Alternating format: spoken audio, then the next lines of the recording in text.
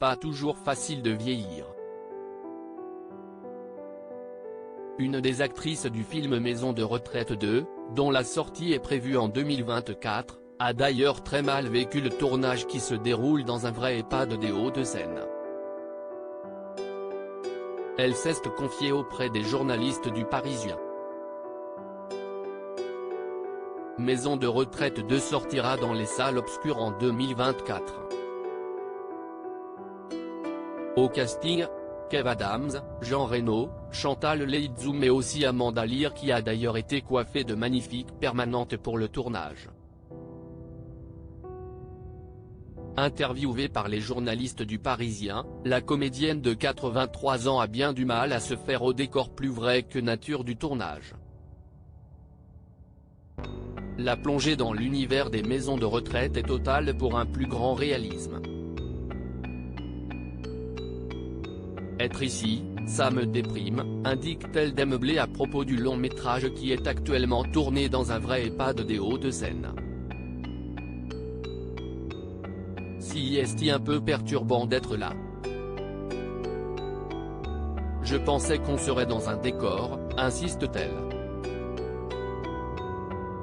On se dit que ça nous guette, plaisante de son côté Chantal Leitzou, également actrice dans cette suite. Le casting de Maison de retraite 2 pourrait faire un film à part entière, plaisante Kev Adams qui co-réalise et joue dans ce nouveau volet de cette comédie.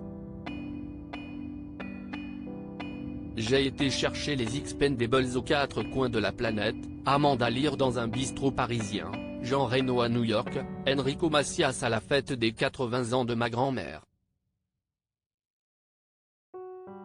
Fait-il savoir aux Parisiens.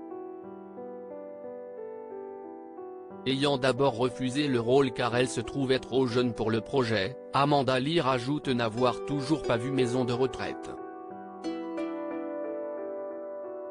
Mais j'ai aimé mon personnage de Barbie, une ex-maquilleuse un peu farfelue, et toute l'équipe est rigolote, partage-t-elle. Le pitch de cette suite des aventures de Milan et des pensionnaires de la maison de retraite, Fleurette, Sylvette, Alfred, Edmond. Qui côtoient désormais les enfants d'un orphelinat. Où il serait question de manigance autour d'une sombre affaire d'expulsion.